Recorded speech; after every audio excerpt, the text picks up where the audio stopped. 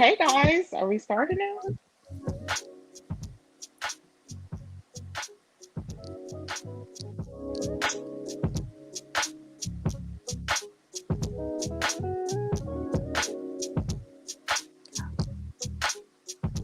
Start. Hey guys, welcome to Clean Greens Living. Sorry for the little snafu. How's it going? It's your girl Brione, Queen Bree, and Robyn T. We are broadcasting from Rainier Avenue Radio. Hey Robyn, how are you?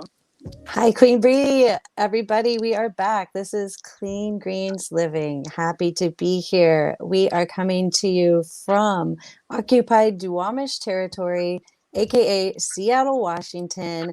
Our original theme music is produced by Cuddy Fresh, Carrie Williams, and thank you and welcome. All right, well, we have an amazing guest on today. Her name is Dr. Alicia Liggett.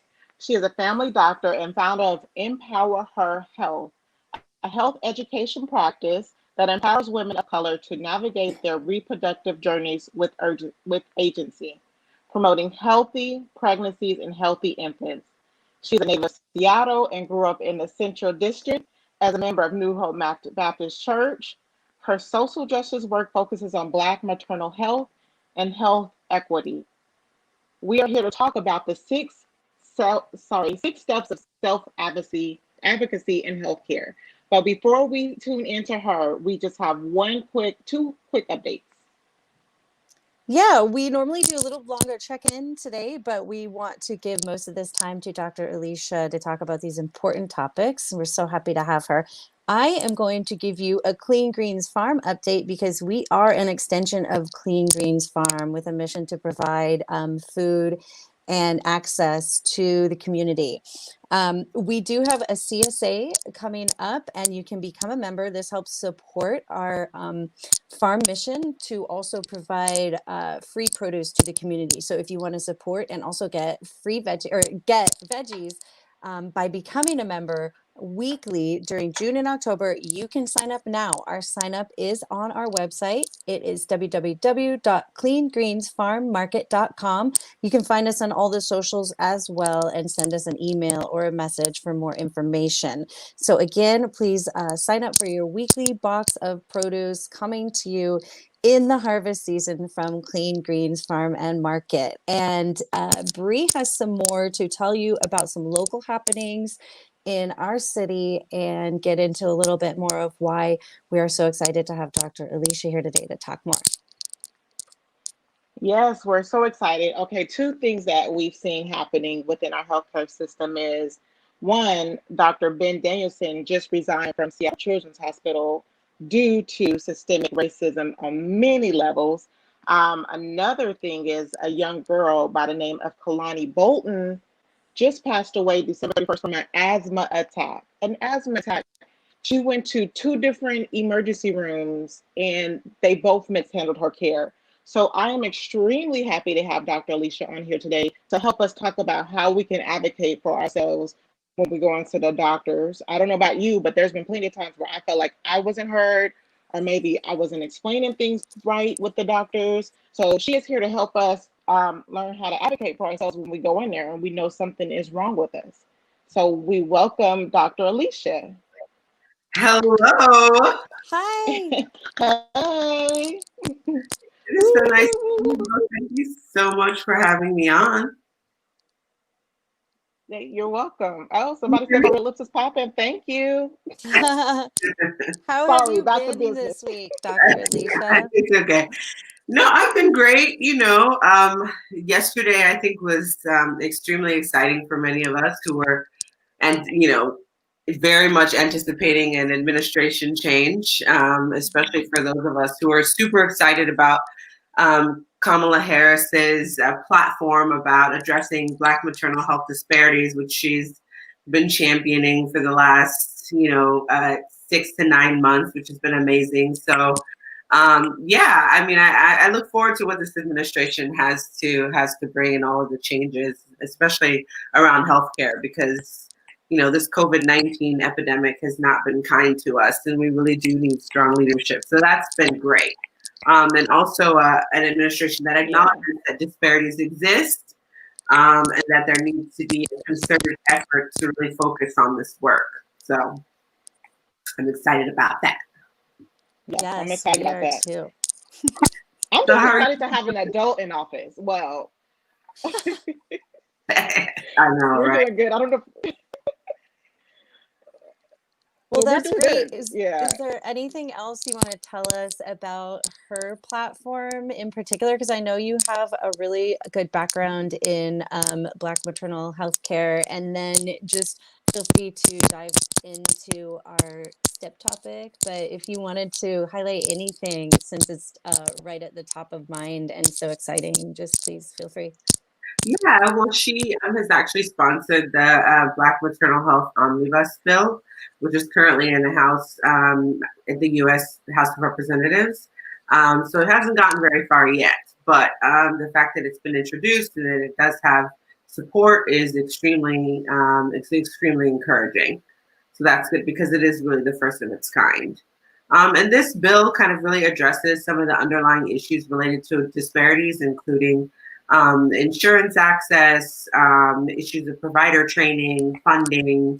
So on some kind of these systemic levels, it addresses some of the root causes of why disparities may come about. So I think it's going to be exciting to watch. Obviously, it takes a long time for things to become laws. So we'll just have to wait and see.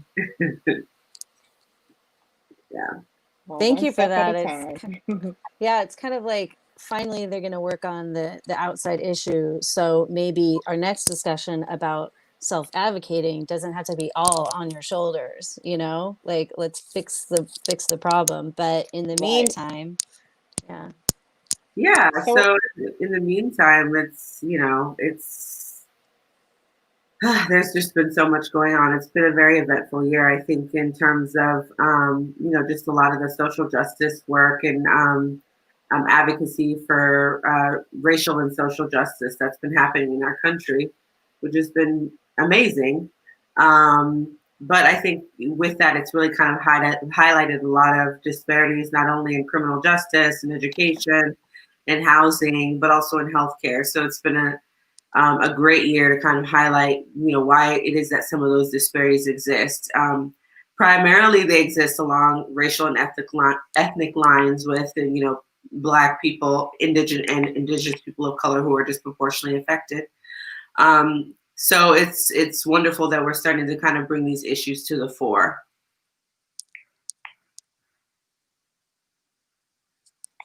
Nice, nice.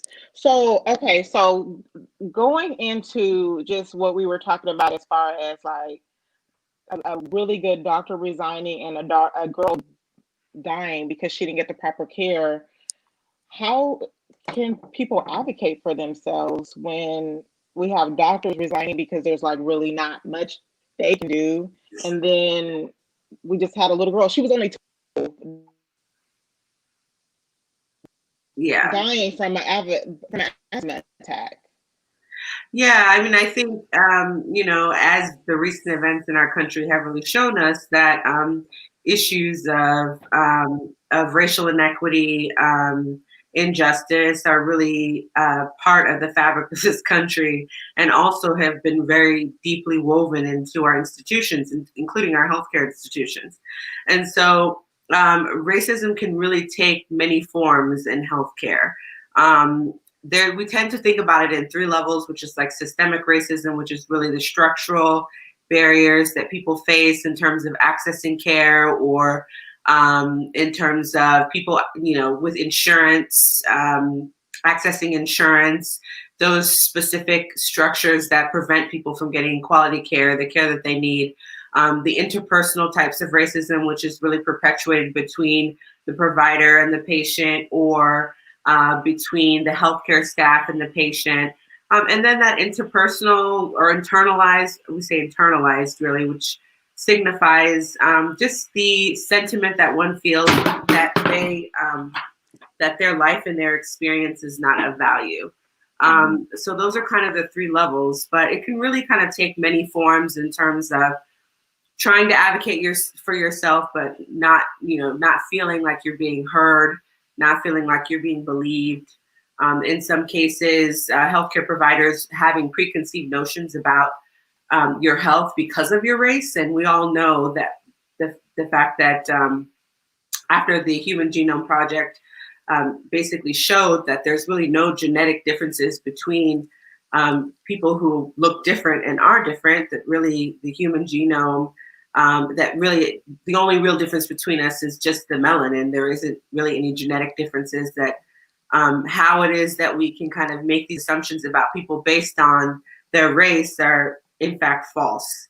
And that really still exists today. And in some cases, that perspective is still taught in medical schools. People may face discrimination. So that may be, a provider just not wanting to see them, or, for example, transgender or, gender fluid patients being misgendered by healthcare staff purposely, or, being assumed that you're just faking it kind of thing. Or just incorrect assumptions being made about you based on the way that you look, based on how you wear your hair, the jewelry that you have, and just dehumanization, meaning, and I've heard a lot of stories about, particularly from women who go in for reproductive health examinations, pap smears, breast exams, things like that are typically very sensitive exams, and feeling as though the provider is just not taking any care with their bodies, or when they express pain, or when they bring up trauma that these types of exams may invoke, there's no kind of care or attention paid to that, or no space that's being held for how they feel. So it can really, take the form of many different forms in terms of what it may look like with your individual experience. So how can they advocate? Because I know that one of the reasons, one of the things mentioned in Dr. Danielson's letter, and I mean his letter, and we'll post this on our Clean Greens websites later on.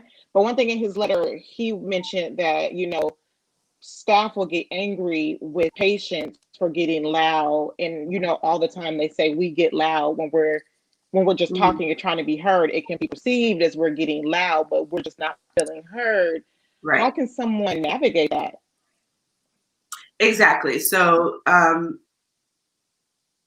those are the types of assumptions that I'm talking about in terms of how it may show up, where people may assume that someone is getting angry or getting loud when really, in fact, they're just being very emphatic. And if you don't really have a cultural reference or context for that, then you may assume that this person is angry and you just may be dismissive of them. So how is it that people can advocate? I think there's several ways, and I'll just go ahead and jump right into my 6 steps. That's great. Okay. So the first one is to always come with an agenda, right? Because unfortunately, the way that our healthcare system is set up is that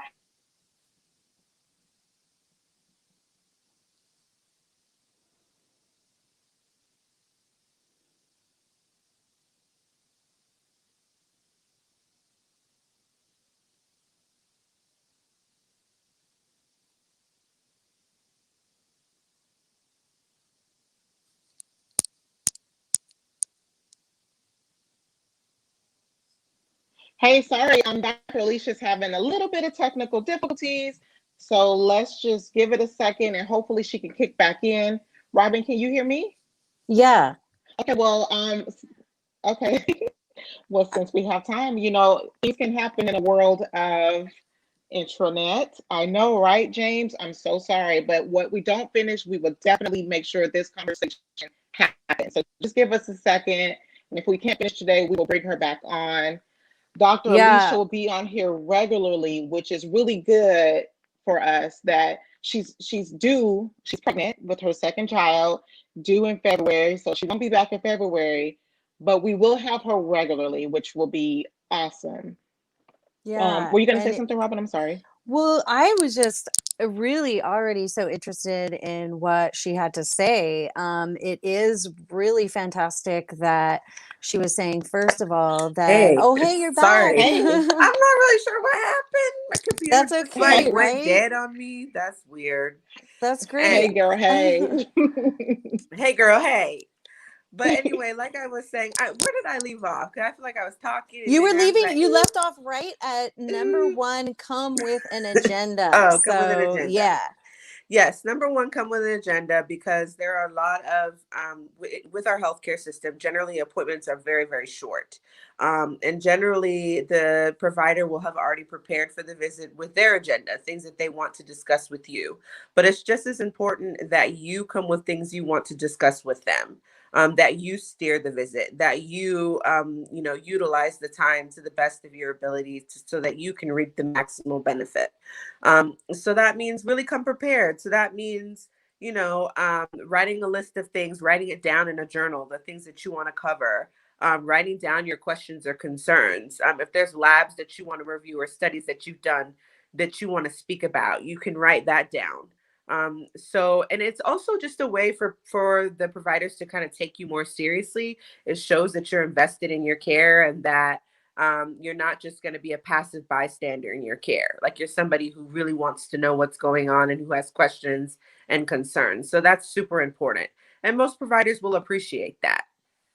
I think the second thing is information. So it's important that every individual has information about their health. That includes labs, that includes studies that you've done, that also includes how, understanding how it is that your doctor makes decisions about your health, because it should really be shared decision making between the two of you, right? So it's important that you understand that you have that information and that you understand it. So one of the ways that you can get that information is one, by accessing your medical record. In many cases, many hospitals and clinics offer an electronic medical record that you can access via a portal or something like that. So you can basically see all of your lab results. And you can also show, if you have other specialists you're seeing or other providers, you can carry your medical record from place to place. So it's not as if your care is disjointed. So that's super, super important.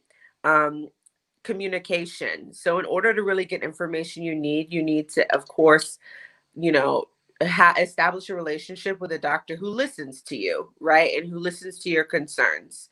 So it's important that if you feel heard and you feel like this person's listening, i.e., eye contact and, but not always, but of course, at least affirming the things that you're saying, then that's important. So just very, very important to make sure that you have your medical record, that you understand it, and that you really kind of can understand that information the best you can.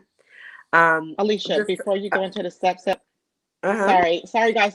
I'm really interested in what she's saying, but I do want to say if you're just tuning in, you are tuning in to Clean Mhm. Greens Living, a Rainier Avenue World. Thank you for joining us. We have Dr. Alicia here. It's your girl, um, Queen Bree and Robyn T. So continue with your 7 steps of advocacy. I just wanted to take a moment to welcome people in who just came in. No problem. Thanks, Queen Bee. So yes, we were just talking about coming with an agenda. Definitely making sure that you have the information you need about to understand your health to the best of your ability.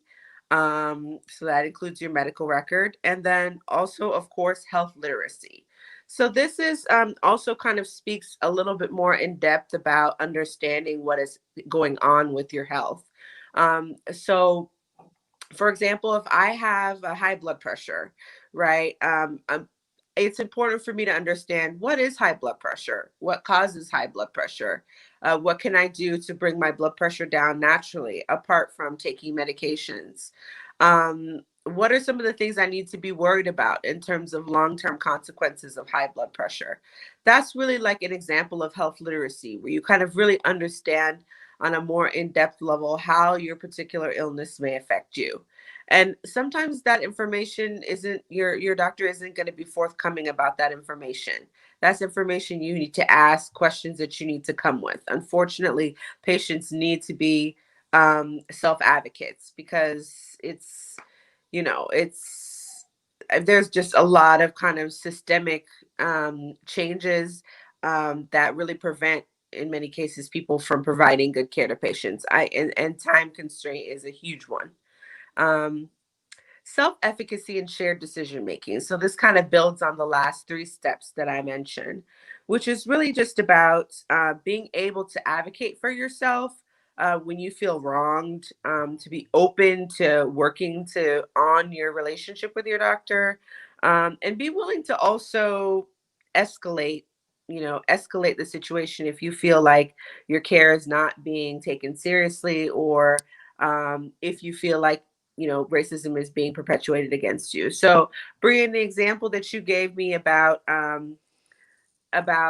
people kind of assuming that people get loud, I was just mentioning that with that, that can really be perceived as a form of racism, because it's part of those assumptions that we make about people that really um, come they the assumptions that we make about people, that's really stems from a lack of understanding about them being valued or them being heard, right? So what may be perceived as someone getting loud or getting an attitude or getting angry is just someone who's perhaps frustrated and not feeling heard and having their complaints validated, as would somebody who perhaps didn't look like them. So really kind of having um, really kind of having the cultural grounding to be able to address that in a way that is still compassionate, but also, um, helpful is and validating is going to be the most important thing, right? But in the case where people are dismissed, nevertheless, I would say it's you always have the right to escalate issues, and I would recommend putting things in writing to managers or to healthcare administrators that can really work on your behalf to fix things there. Mm. So I wouldn't hesitate to do that and utilize your community, right? If you know that, for example, you all have this platform that people can use in the event that somebody is wronged, or it seems like there's a perpetuating pattern in a specific healthcare institution, like Children's Hospital, where this doctor resigned. That it's important that those stories are told and that information is made public, so that there is a public outcry, because real change, unfortunately, comes from pressure from the outside, Mm. sometimes not necessarily from the inside.